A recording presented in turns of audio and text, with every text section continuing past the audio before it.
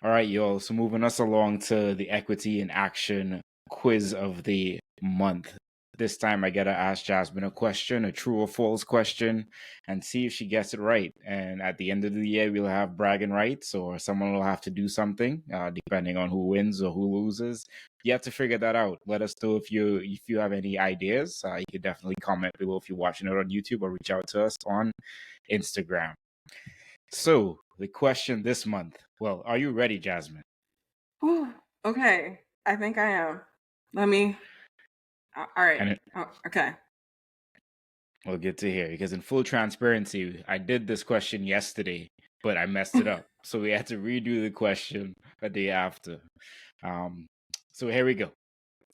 The percent of clinical trials that is represented by Black participants is 4%. True or false?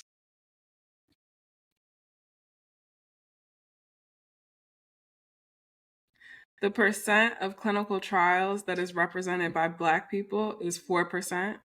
Correct. That is the question. I know there's a disparity. That seems really low. How low can you go? I'm gonna say true. It is false. Is Thank you for your is it try. higher? It is 5% actually, so Okay. just shy of that 4%. And I think I've seen in studies that it has gone from 16% all the way to like 2%, depending on what type of clinical trial study it has been. You're close though. You're close. I know it's low, but It is very low. Okay, so when looking at this study that was done in 2021, from this article from the American Association of Medical Colleges, they say, quote, she wondered why and discovered that few patients had participated in the trial, which is typical. Black patients accounted for just 5% of clinical trial participants in the US, while white patients make up the vast majority. So there you have it, everyone. Even though it is not 4%, broadly speaking, it is 5%, which is still very low. It is disproportionate and it is a disparity. yes, okay. You stumped me. I'm glad to hear that. And just like to link it back to the episode and like the opioids and the substance use that has been going on. It's like when you're thinking about those biological factors and how men and women interact differently and how people of different racial backgrounds interact differently, it's important to have a balance in our clinical trials so that we're getting drugs that are actually efficacious for all communities. And I also wanted to highlight another article that I saw, which is kind of blew my mind as well. It said, and I will link it below. It's in the Lancet. And it says among 20,000 US-based trials with reported results, only 43% reported any race ethnicity data, which is wild to me. So around half of them are reporting race and ethnicity data out of all the data sets, which is very, very interesting.